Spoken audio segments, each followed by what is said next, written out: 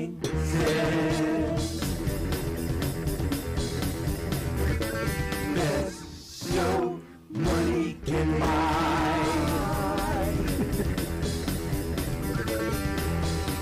99 cents, 99 cents, oh yeah! 99 cents, 99 cents, 99 cents, 99 cents, 99 cents, oh, you can find it in your calculator.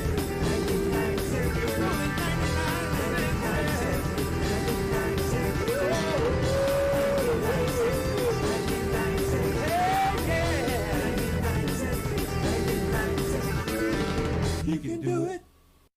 And there we go. Tony Smith opening up another 99-cent show. How you doing, Tony? Thank you very kindly for that. All right, thank you, man. All right, man, we got a great show for you tonight. Let me kill the LED wall and talk to the folks. Ladies and gentlemen, how you doing? Hopefully we're streaming live into your neighborhood.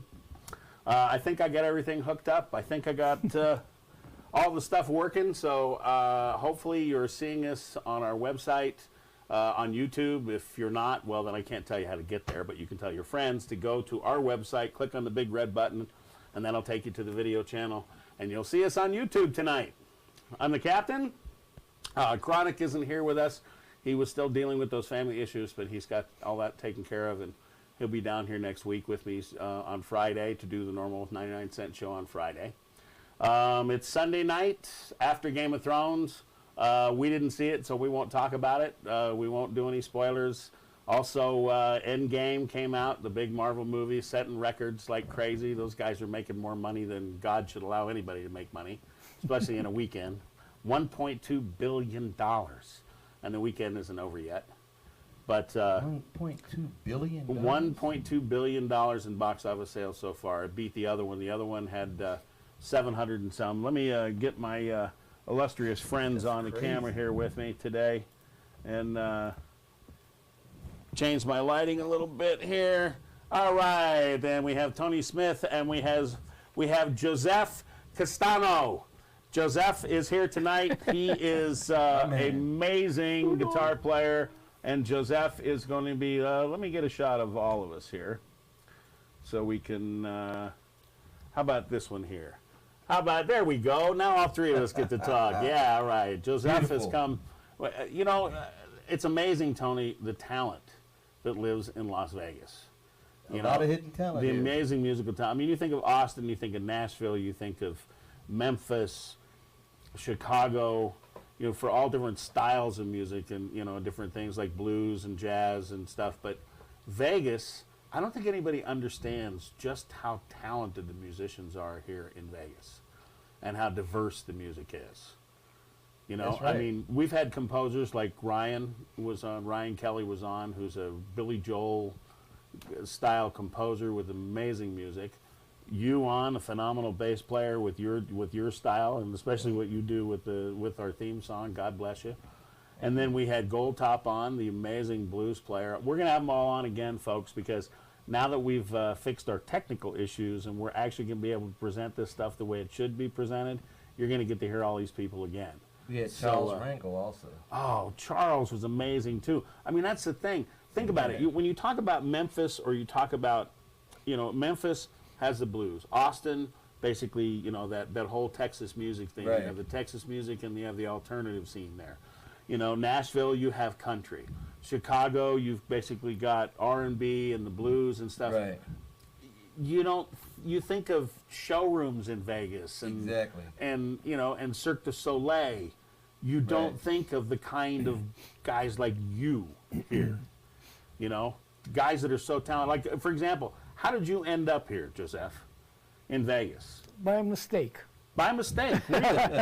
Tell us. Tell us about that. I was living in Redondo Beach, doing the jazz scene out there back in the days of jazz fusion, El de Miola, Chick Corea, that kind of thing. Oh, cool. And I got a call to come and play down here. And with this female vocalist named Therese Hansen, who was singing backup for Carly, what's her name? The one with the Betty Davis eyes tune.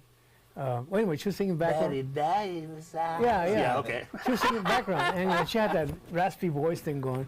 Well, she picked up a gig here in Vegas, Yeah. And she was looking for me, and finally got a hold of me. And the agent was there. Would you like to come to Vegas and play in the showroom? Blah, blah, blah. And I said, yeah, sure. And that sounds like a deal.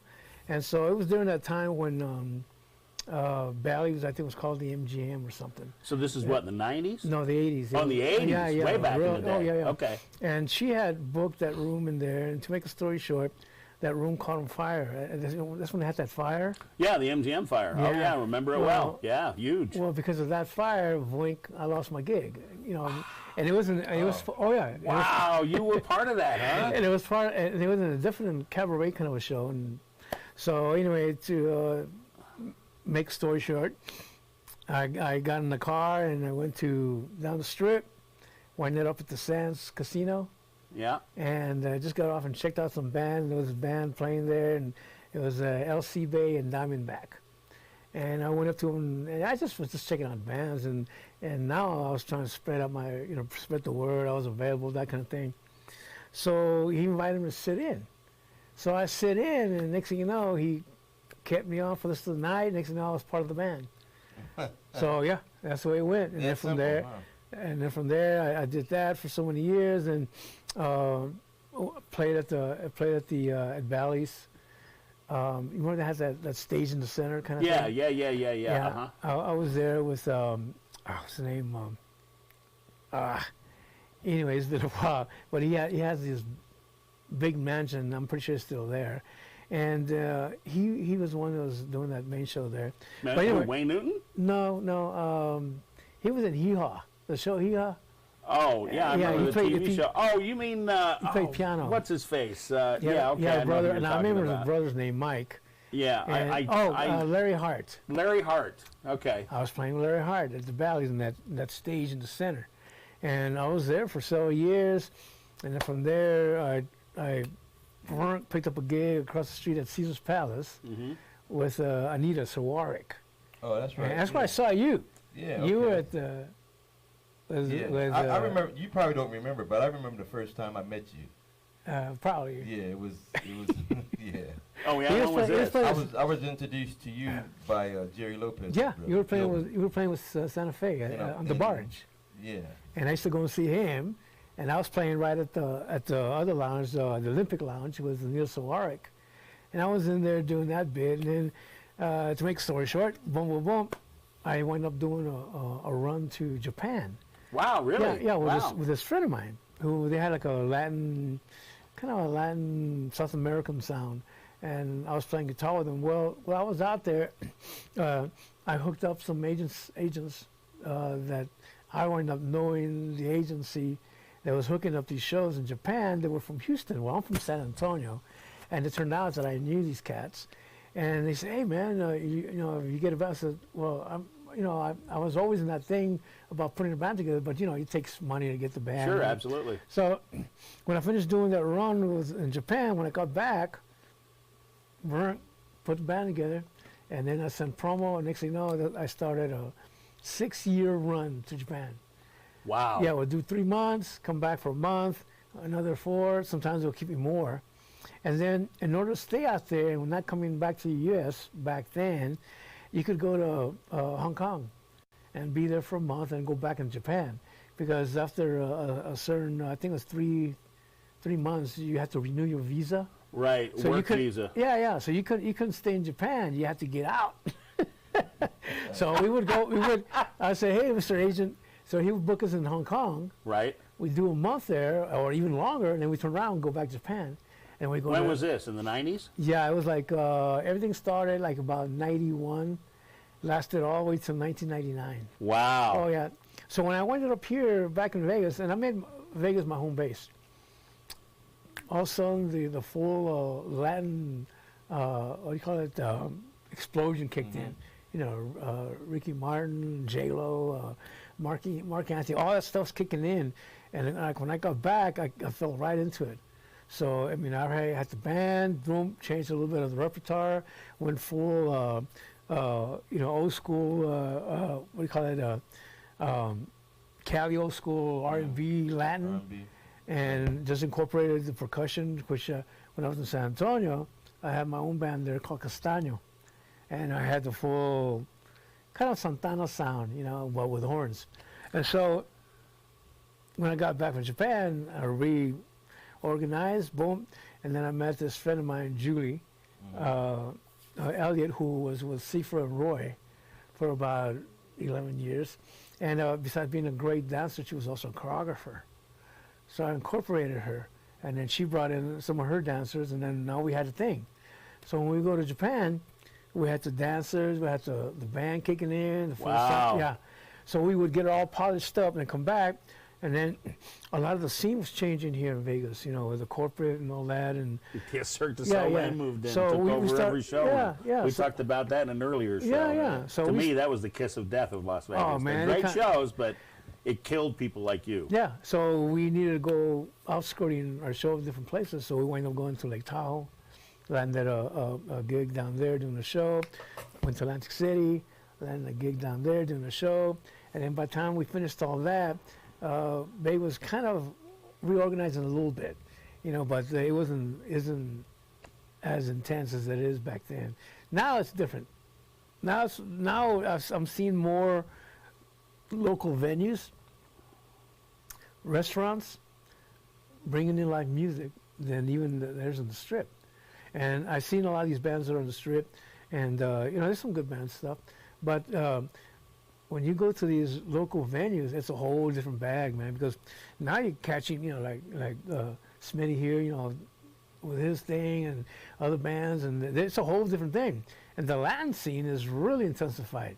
Really? Oh yeah, I mean, you know, the salsa thing. You got salsa nights at the art district. You got salsa at the freaking at the Rio. You got this at the everything's all getting all Latined out now. Well, you mentioned Ricky Martin. Did you ever run across Carlos David? Carlos who? Carlos David, or Tiny Colon, those guys. Oh yeah. Yeah, No, Carlos was singing in Tiny's band. He was one of Ricky's best friends and one of his backup singers. He used to go out all the time. And Lorena. I mean, I don't know if you know Lorena. I don't know. Are you talking about La Reina? La Reina or La Reina? Well, La Reina. I don't know how she. I don't know. Maybe that's the way she pronounces it. Do you know what I'm talking about? Yeah. You know, who worked at Fantasy and worked in. Yeah. I worked with her for years. Oh, okay. Over there, she had a shot at being on with Ricky Martin on his tour. Oh, cool. And it wasn't cool how it worked out because. I don't want to go on record as saying anything in particular because I'll get in trouble if I do, but suffice to say, she had an amazing voice, you know, and we watched her for years down there doing Sin City Heat and Sin City Bad Girls, and then she ended up over there in Fantasy. She was singing in Fantasy and stuff. Her and her boyfriend, they finally got married, and they ended up doing a show together. I think they actually went to Europe and did Greece, if I'm not mistaken, together. But Lorena and I always wanted to get her and Carlos. Carlos got her the audition, right? And I mean, she would have been phenomenal on that tour. I mean, she's one of those people like you that after just seeing you rehearse today, you know, you sit here and as somebody coming from the music business, or as long as I was in it, the record business, you sometimes scratch your head when you see talent like that and you go, man, why not them? You know, what the hell? So much junk came across my desk every year. You know, A&R guys are pushing this because they're sleeping with this girl, or this is happening, or they signed a band, or there was a friend of theirs, or something like this. You'd get so much junk that would come in and come out. But man, you know, every one of those records had a multi-million or multi-$100,000 story behind it. You know, they gave that band $75,000 or $100,000 to make an album, and you know, they made an album, and then it ended up getting thrown away. Where I would run across people like her, or you, or Tony, and just scratch my head going, man, what the hell? I don't get it. You know, it was always expressed to me 9 times out of 10, well, they just don't have any hits. They don't have any hits. They have songs, they don't have any hits. They're great talented people, but they don't have any hits. Well, isn't the hits really the job of the audience to decide whether it's a hit or not? I mean, I understand the record companies are risking a lot of money to do this kind of, this kind of stuff. And back in the day, they had control over the whole thing, and they would come to us and work records to you, whether you liked it or not. This was the song they were playing.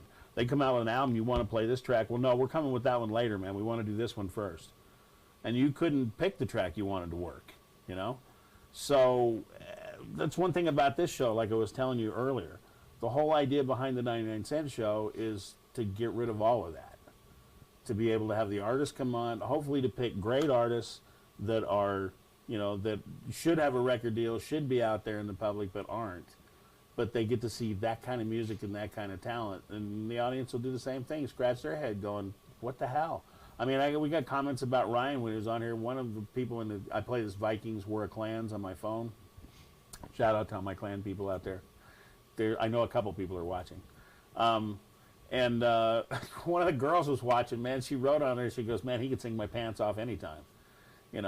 But that's just the kind of talent that's here in Vegas. That's why I was curious about you, because when I heard you, just playing with Tony before the show, I'm thinking to myself, I was like, all right, here's another guy.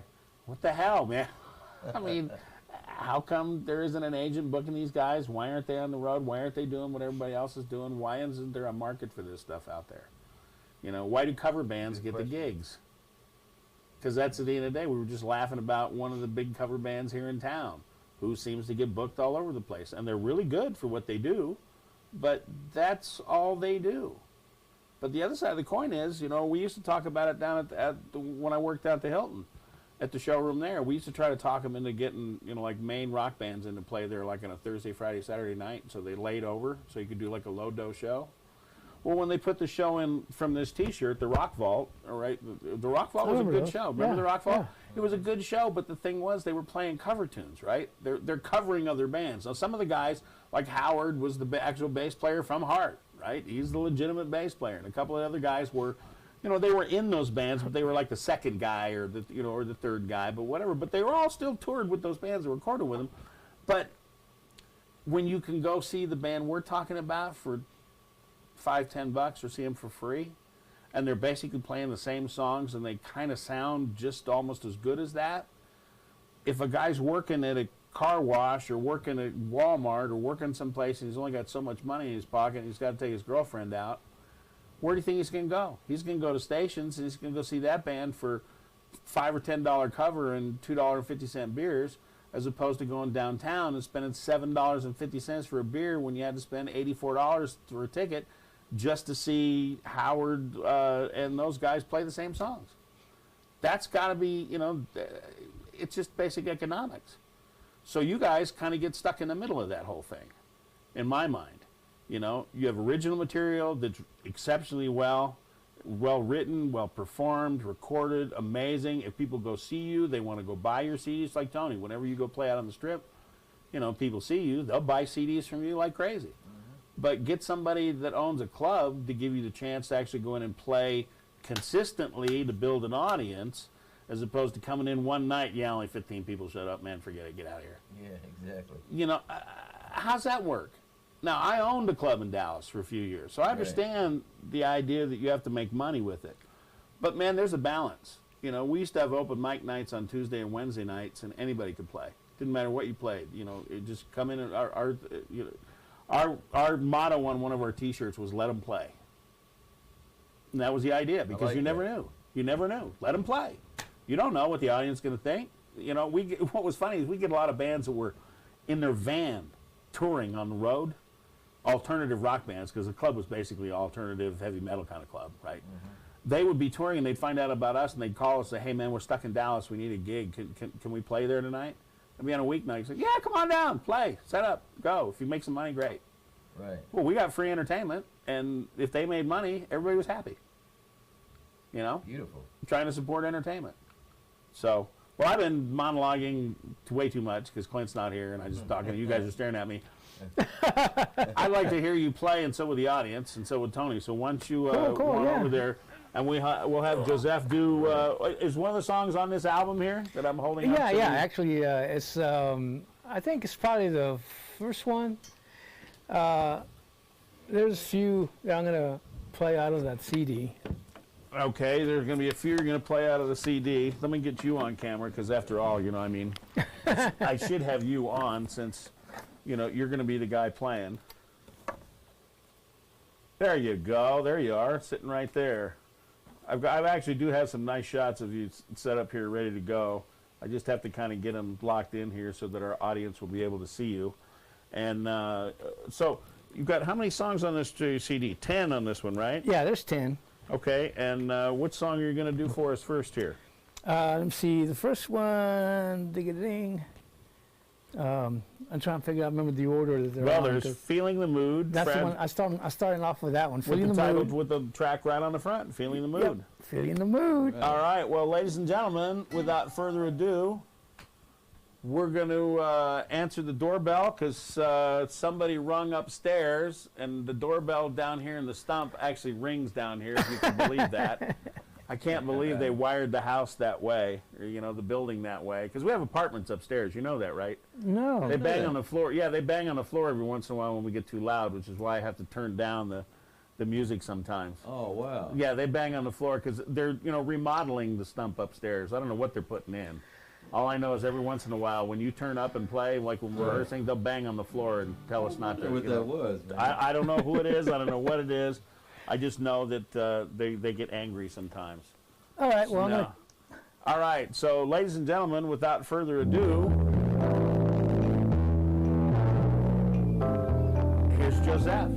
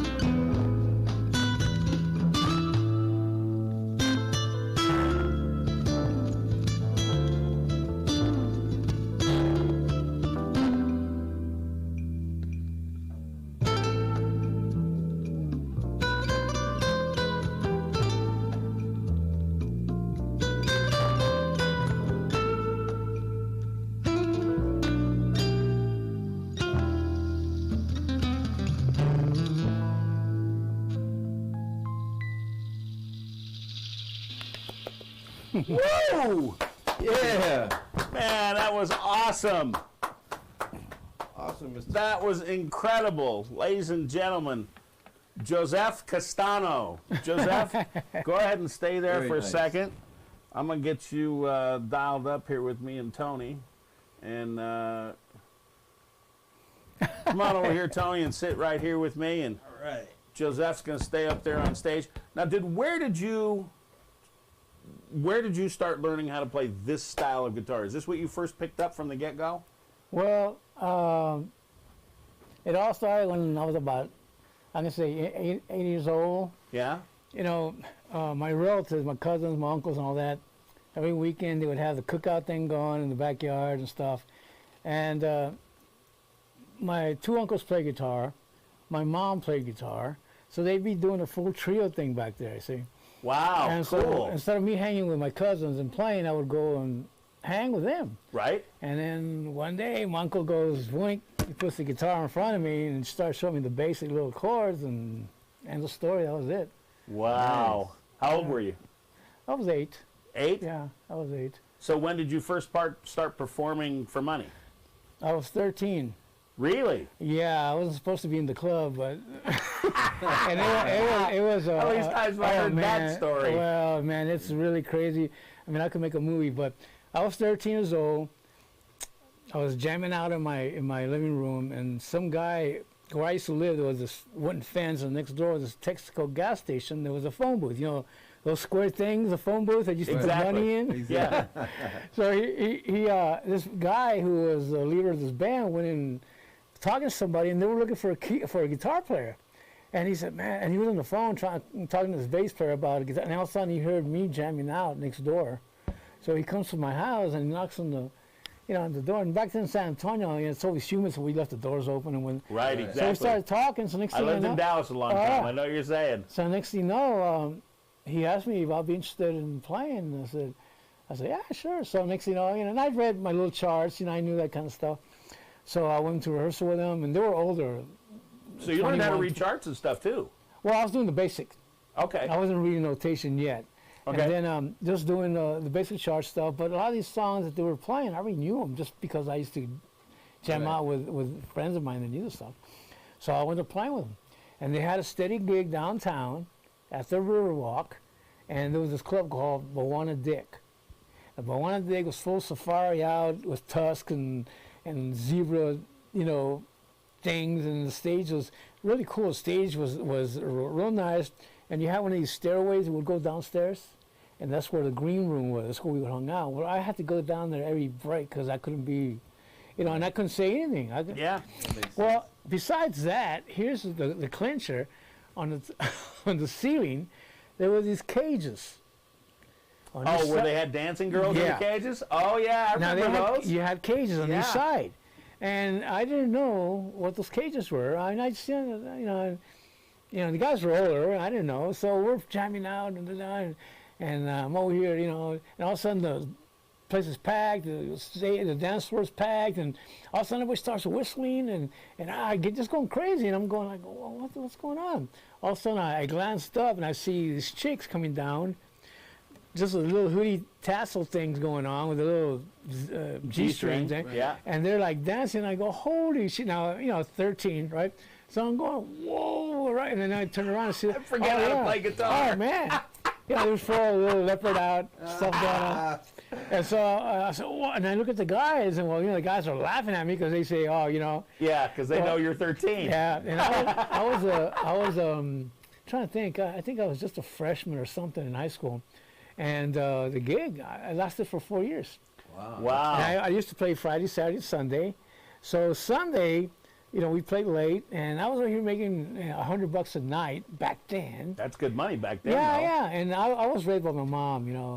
It was just my mom and me, and my dad passed away when I was young, and so my mom would work at this factory, freaking 40 hours a week, and come home with $140. And you'd come home with 500 and I'm here, and I go, what? Well, anyway, so as time went on, I just picked up, and got into it, and that's just one of my introductories. So it lasted 4 years, all the way till I graduated. I was able to buy a house for my mom. I was able to buy the 2 cars, one for my mom, for me. I mean, I was just, that was back then. That's awesome, That's an dude. incredible story, man. That's incredible. For those of you who have never seen the Riverwalk, Yeah. the Riverwalk is basically San Antonio's version of Fremont Street. Have you ever seen it? No. They literally took the river down there through. What's the name of the river that goes through San Antonio? San Antonio. San Antonio River. Yeah. And on either side of it, there are restaurants, shops. There's an amphitheater. What's the name of that little amphitheater over That's there? it's called the. I haven't been there so. Dude, it's so cool because the audience sits across the river looking into the amphitheater, and the amphitheater is Yeah. like some 2-story Adobe buildings and Nice. stuff with the Yeah, stage they, on it. they It's show so they cool. show they show a couple of several movies on there. Yeah, they do, Yeah, don't matter they? of fact, one was Sandra Bullock. What's her name? The contestant that she was all. They put her as a contestant for this beauty pageant. Oh yeah. Well, anyway, they used yeah. that. They used that theater. Yeah. And it's cool because on one side of the river you have the seating, The and amphitheater. on the other side is the stage. And it kind of has that little oval thing going on, all the lighting and stuff. So. And they have canal boats like they do here Yeah. at the Venetian. Oh, They nice. have big canal boats that go through it, Okay. so you can go cruising down the canal, and there's restaurants and shops and all kinds of stuff. Now it's it's- really cool. Oh yeah, now it it's, really now is. it's crazy. When I went down there, I haven't been there in so long. All my relatives are still there, but Mm-hmm. and I saw it, and I go, oh my God, man! I thought I was like in Italy or something. It was completely. It is. It's completely amazing done. what they've done Yeah. down there. If you've never You freaking seen it. you probably go because I'm planning to go back in summer to do a show down there. So I'm gonna ask you when to Oh. go back You down want to there. take me with you? Yeah. Oh, man. I'm You just in. got a new bass playing gig, dude. I just got a gig, man. Just sitting here. That's amazing. If I can get paid as a roadie, I'll go. Yeah. I try to take him everywhere with me, because he's awesome, man. I'll come do sound, man. I'm a good sound guy. I've been doing it. I'm a union sound guy. Retired, but I'm a union sound guy. I've been doing it for years. So I've had all my recording studios and stuff, but that's a whole nother story. Well, you know what, man? I'm sure the audience would love to hear you play another song. Yeah, I'm gonna play the third one that's on there. The third track that's on here, Yeah. that's Breeze in Life. Yeah. What inspired Breeze this in Life. CD? How many have you done? You know what? I have enough music to probably put out me about 30. How many have you CDs. done? What is this one? I've done this. That one there is my 5th. Your fifth? But I started doing the CD thing when I got back from Japan in 1999. That was my first one. And then I had like 4 others, and I didn't really go big on it because it takes money to this. And back then it was a whole different scene with the internet. Now it's another different scene. People nowadays, all they do is record one song, try to throw it on media, iTunes and everybody try to else. make that one song the hit. And Yeah. if it kicks in, then they'll do an album. Well, here, I just went mellow. You know what I mean? Because I've been playing so much of everything, electric guitar of all ways and all kinds of, formats and everything. That I said, I got to mellow out because everything you hear nowadays is all just really intense, hyper. It's like I need something to relax, man. I grew up, old school stuff, man. Barry White and Right. all Oh, this, yeah, all this yeah. cool stuff, and just stuff that it had I call substance. it mood. Yeah, it has substance to it, Well, And- when you first knocked on the door of the Stump and I came over, Tony had shown me this picture. I didn't recognize you because I thought, well, this guy's, he's got the Spanish clothes on. He's very dressed up and this and that. And then you came in all casual and I looked for a second. It's like, do I know this guy? Oh, wow, yeah, it is. It's Joseph. It's like, because tonight you're just looking all casual and stuff. You don't look anything like you do on your Well, picture you here. always try to do a little GQ thing on these things, and I'm not. Well, you clean up nice, man. Oh, That's the thank thing. you. People will see that you clean up nice on here. And there are 10 songs. You can get this. Where can you buy this now? Well, Any to tell place? you the truth, that just came out just Oh, recently. really? Yeah. So matter So of once fact, we get our store set up, so after Cinco de Mayo, because I'll be playing in Laughlin for three days down there for next week for Cinco de Mayo Fest with my whole band, and then after I get done with all that, then I'm gonna go and go to the media and upload it to was it Amazon and. Well, we're going to get our store set up here pretty quick. Oh, that'd be with cool. the idea Well, of like you know. selling everybody's stuff. So Yeah. once we get our store set up, we'll probably Yeah, we'll and I have definitely walk another us in CD there. coming out, and I'm hoping to finish it in the middle of June. The majority of the tunes are just about there, but I'm looking at June for it to get pressed and out. Oh, cool. So by the end of summer, it'll be out. Well, you've got back catalog too, right? Because that's the thing we're going to do with Tony too. Tony's got some back CDs and stuff, and if people like what they've heard now, Well, obviously they might want to get some of your old stuff. Yeah, so yeah, I got we want to put couple it of- all up in our store so if people can find you. Oh, and, yeah. they can find all your stuff. Yeah, I got a couple of them that would pull out. Some of the stuff was a little bit fusion, kind of jazz, and it was a Oh, little cool. bit out there. So, for I don't know how the audience would try to, Well, we'll put feed samples. You into know it. what? I'll tell you what. When we put them up on the store, because the idea of us putting it in the store, we thought about, how when you go to pay-per-view movies and you click on it, you can hear, you can watch the first 5 minutes of the movie before you pay for it. So we kind of thought about the same idea. We thought, okay, well, what we'll do with the artists is we'll put up a clip that'll be samples, a little bit of samples, and 3 or 4 of the songs on there, like you'd do a concert commercial back in the day when I used to be on radio, and bands coming to town. Journey's coming to town, so you take 5 different Journey songs, splice them together, so they all come together and stuff. Well, we're thinking about doing the same thing with our catalog so that when people find an album from somebody, instead of having to try to go through all the tracks and stuff, they can just click on that little sampler and it'll be a little commercial just for the album. It's got this track, it's got this track, it's got this track, yeah. yada, yada, yada. So Yeah. yeah, folks, you can look forward to, to us having our store Matter eventually. of fact, a lot of my old recordings are still. You remember that website called MySpace? Oh, yeah, yeah. I got some of my CDs on there. You go in there, it's got a link and blah, blah, blah. And there was a certain website where you could get my CDs. Are they still paying you for the ones they're selling? Yeah, actually, they are. that's awesome. Yeah. It's from back then, I've probably seen like $75 here, $50 there, that kind of thing. Well, hey, man, cool, it's better than man. poking the eye with a sharp stick, as they say, right? Yeah. All right, ladies and gentlemen, without further ado, let's get back Let me to get some set more up great here for music the with next one. Joseph here on the 99 Cent Show. And get my magic box. Get your magic box all set up, ready to go. I'm going to get your lights all set up and ready to go, give you some mood lighting, and maybe give you a little, something a little different in the background there.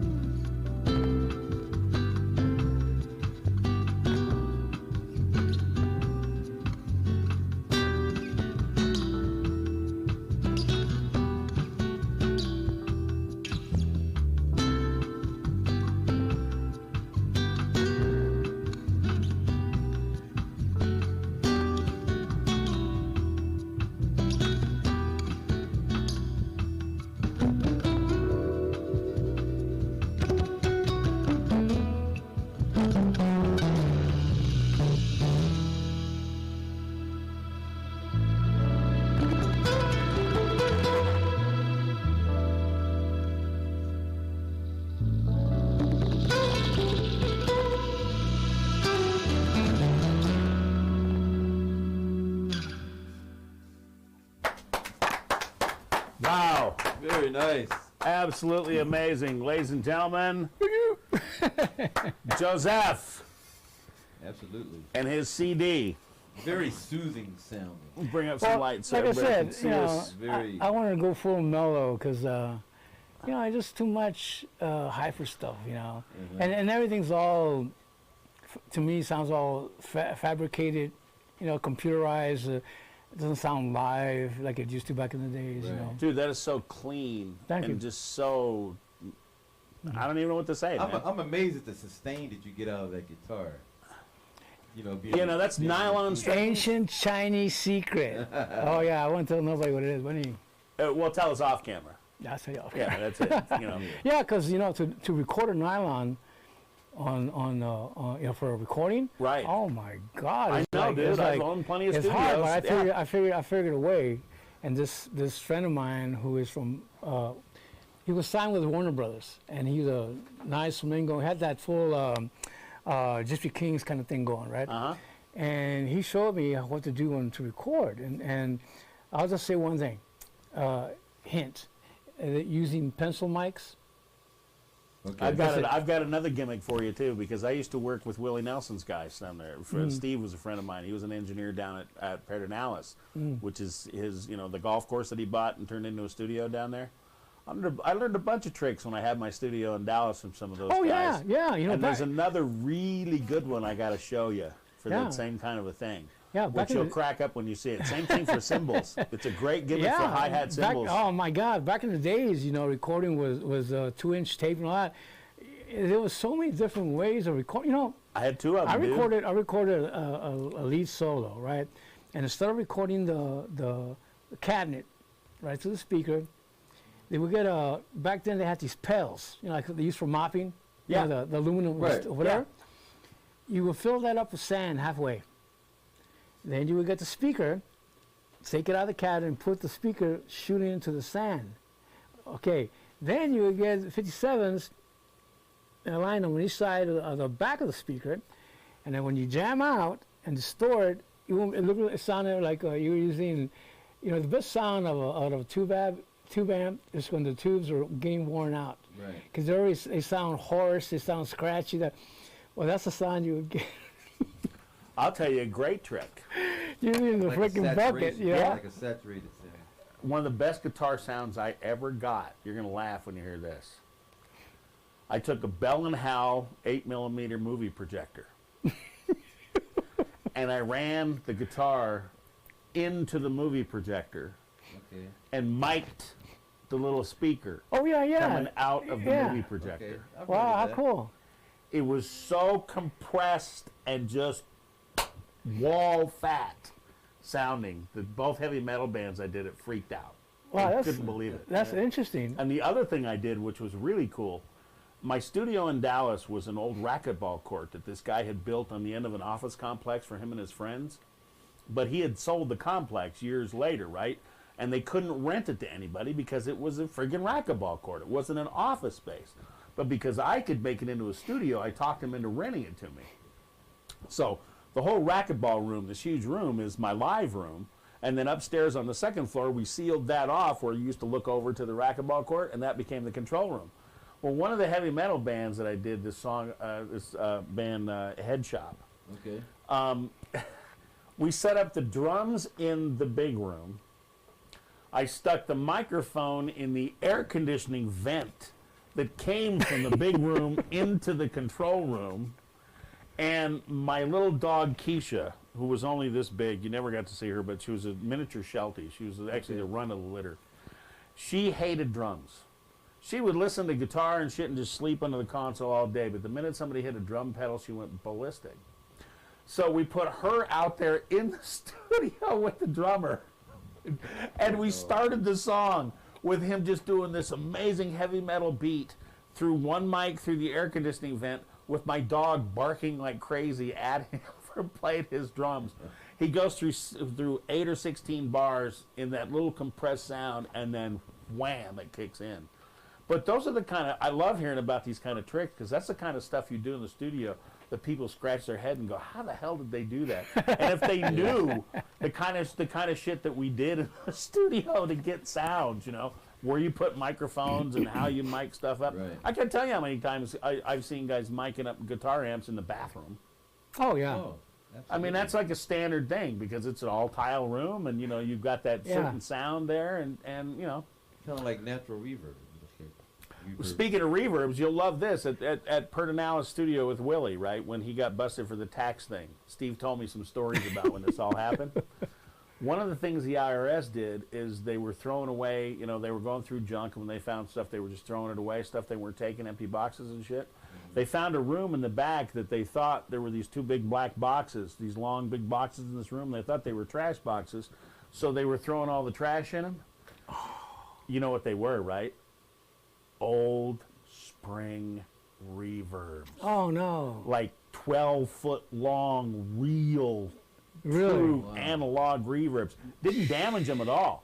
But it's like they were laughing because of because the IRS guys just didn't know what the hell was in the place. Right. That they thought they were dumpsters, so they were just throwing shit in them. It turns out those things were probably worth, 10, 15 grand a pop back then. But yeah, some of the gimmicks you use in the studio to get the sounds that you get are phenomenal. I've met more engineers that hey man, do this and do this. Like my Blues Highway records, I'll tell you someday how I did those. There's a trick to those too. The reason they sound so fat. And it's a stupid simple one if you think about it. Yeah, But sometimes the basic approaches are the ones that work best. yeah, it was just a way that we mastered them in the studio when we mixed them down. We just did one simple trick to them and it made all the difference in the world in the way they sounded. You have to turn me on to that, man. I will. I can't turn everybody onto it though. We're doing a show, Shit, I won't make any money doing anything anymore. Yeah, the captain's free school and how to record. So, anyway, with that being said, man, you want to do one more song for us? Yeah, and this next one is actually the tracks in my phone. Is not is not part of the CD. Is one of the new ones that's coming out in June. Yeah, so I'm gonna give it a little preview. Now I'm just hoping that nobody calls me or something while the track is playing, and it'll be really funny. Because it's on your phone. Yeah. Oh, that's hilarious. Yeah, it should be fine. Hopefully nobody calls me anyways, though. Well, if somebody calls in on the show, that'd be nice. I ain't got no girlfriend. I ain't got no. What are you doing? Are you bringing something home? Well, and while he's getting set, ladies and gentlemen, I just want to tell you that next week on the 99 Cent Show, we've got who have we got? Have you got the musical guests already set up for next week? No, I don't really. No, you don't really. I don't have anybody set up yet. You don't have anybody set up then? Yeah, who do I have set some up? prospects. But don't I have somebody set up for next week? See what happens. I don't think you do, but I thought I talked to you about. I got somebody set up for next week, and I can't remember who it is. I know Chronic's gonna be back next week. I think. No, I don't remember. He's watching at home. When was I thinking? Next Friday, I'm gonna have. Either Friday or Sunday, I've got somebody coming on, and I don't know who it is now. I'm embarrassed. I can't remember. Of course, I'm senile, so what can I say? No, dude, I know I've got somebody talked into coming in next Friday. I just can't remember who. Well, if I don't come up with anybody, I'll be the. Well, you know what we need to do? No, well, you can do that. That's true. You can, you're the regular house guy, so you can do that. But, what I'm thinking is now it sounds like we got all our technical issues figured out now, and we got everything going. We should probably bring Ryan back and Goldtop back and guys and get them to do some, and Charles, of course, Charles, and get them to do some really cool stuff so that people can actually check it out because, that's the kind of thing. We want to give them the same benefit of the new gear that actually works now that everybody else got. I mean, those trial periods like that, it's worth it though. Well, yeah, I found out that all the nicks. Well, Clint's going to find out about the trial period when he comes down and looks for his computer and doesn't see it in the place where it used to be. Right. I gave it a good home. I don't know whether I blew it up or whether I just set it off to the side or whether I ran over it. I'm going to make him scratch his head till he gets down here to find that out because I was not happy with that computer. But now that it's now it's moved on to greener pastures. Our little gadget that we got now is streaming live. So anyway, with that being said, we're going to go one more song, a brand new song, not on this CD, so we have to be looking for another CD. But this one will be up in our store as soon as we get the store up and running, which will be in the next week or two. Instrument of Change. But right now, here's Joseph.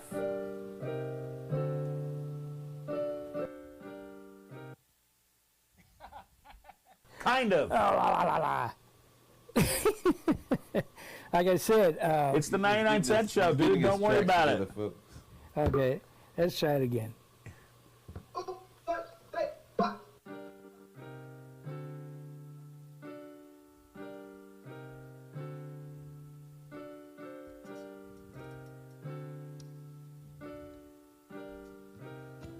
Purchase your tracks today. Purchase your tracks today.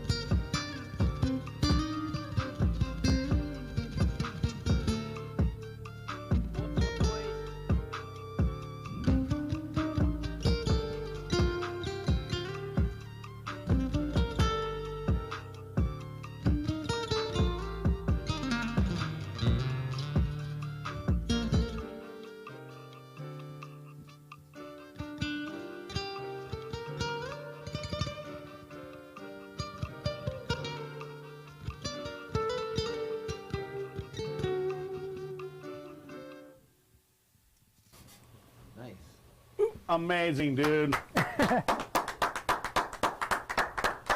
Sorry for that little hiccup in the opening, but Oh, that was okay, man. That was absolutely fine. thank you. That's just part of, that's part of being on a 99-cent show. Here I am switching it and doing the lights at the same time. Trust me. Everybody's used to the occasional glitches, but you know what? They get what they pay for. Yeah. We My haven't next, even got our tip jar up yet. I know. My next CD will be kind of like I'm gonna say a dance clubbish kind of a tune, like what you heard. Mm-hmm. You know, it's gonna have the reggaeton beat, and also have a featured vocalist. Oh, cool. Mhm. That she's gonna be doing. She's gonna be in there like 5 songs. I'm co-producing her. So I got like this kind of stuff, then one of hers, and one of mine, one of hers, and we kind of alternate to the whole CD. So it's gonna be fun, and those are more like clubbish dance kind of stuff that you probably will sound kind of like us, but they're all live. None of this, So it's gonna be fun. Cool. A lot of percussion. I like congas. I like all that kind of stuff. I just grew up with it. Are you playing any place in town right now?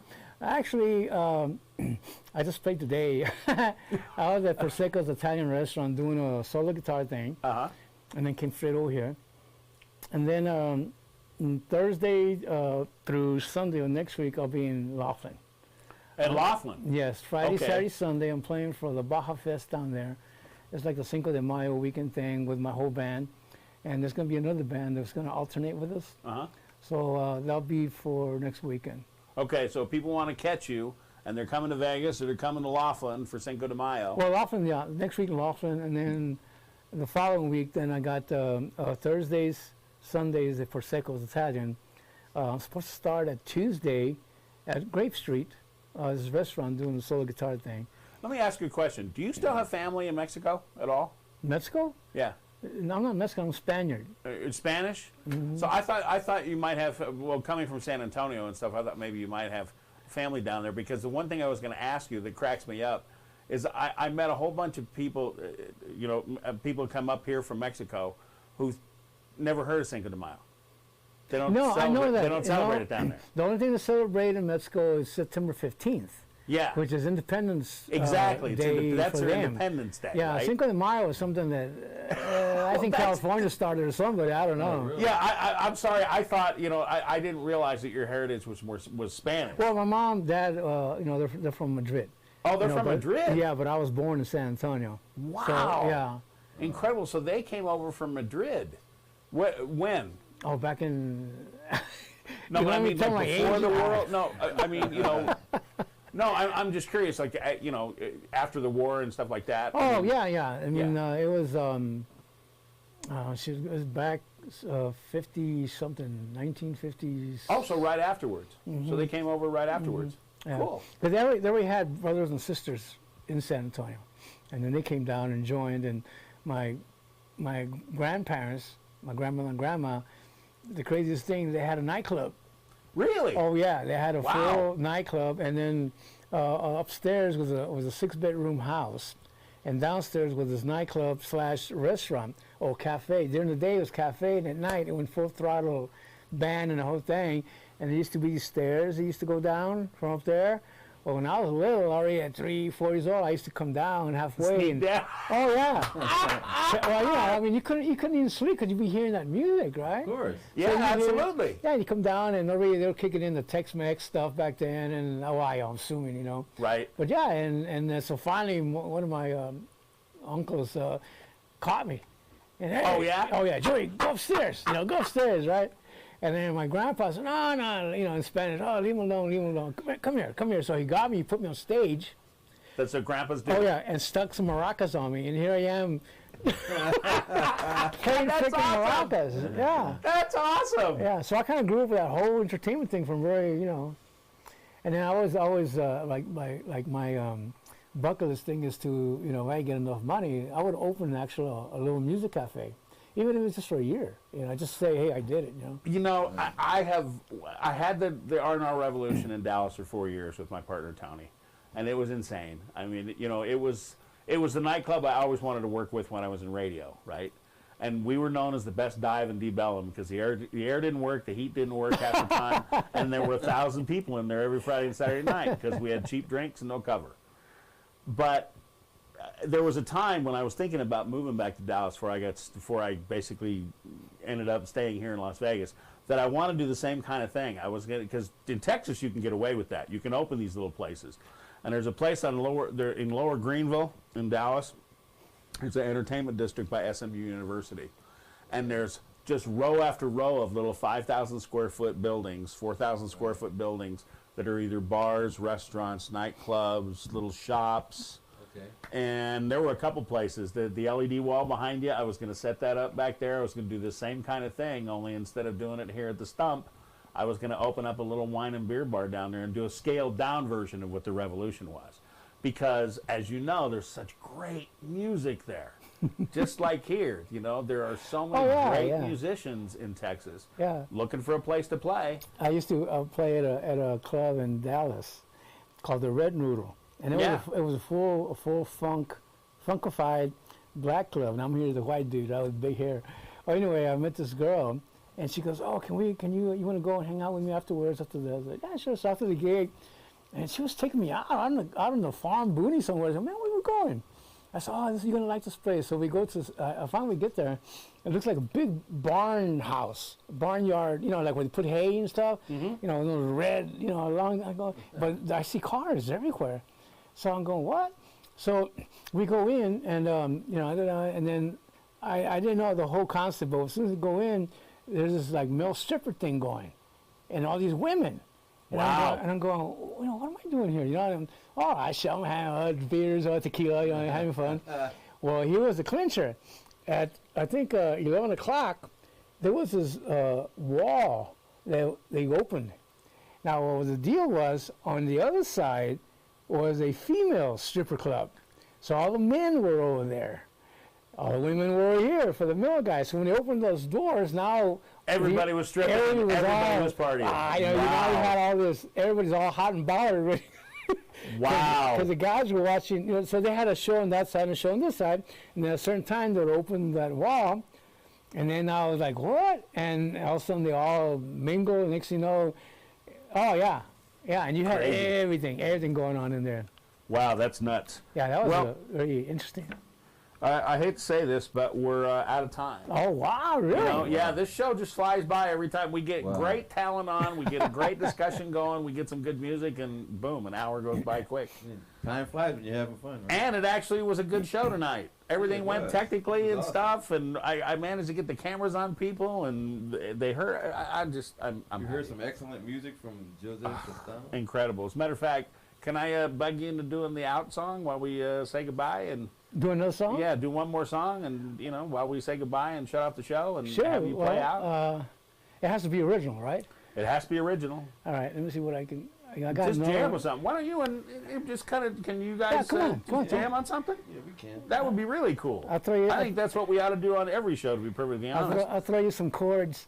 I think the end of the show every night should be you playing with the people that are here. All right. All right? So without further ado, ladies and gentlemen, well, actually there is a further ado because they got to get set up ready to go. But I'm going to tell you that next week, Friday, we'll be back, 99-cent show, just like always, 6 o'clock on Fridays, and whenever the hell Game of Thrones ends on Sundays. Tonight it was, I don't know, somewhere like a 90-minute show, so that's why we started at 7:30 and went till about 8:30. But on Fridays, we'll be here at 6 o'clock every Friday night. We've got Clint Chronic coming back on Friday with me. We're going to start doing some filming and some other interviews and some things to start adding to the show other than just doing what we're doing. So, you know, stay tuned. We're slowly getting this little train out of the station. So, with that being said, I'm the captain. I'm sure from Chronic he says thanks too. I want to thank you. I want to thank Joseph. I want to thank Tony for being on the show tonight as always. And hopefully to see you again next Friday night at 6. It's the 99-cent show.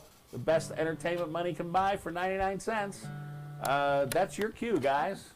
And we'll see you later, ladies and gentlemen. Okay. I ain't got no sound. Go ahead, Tony. Start it.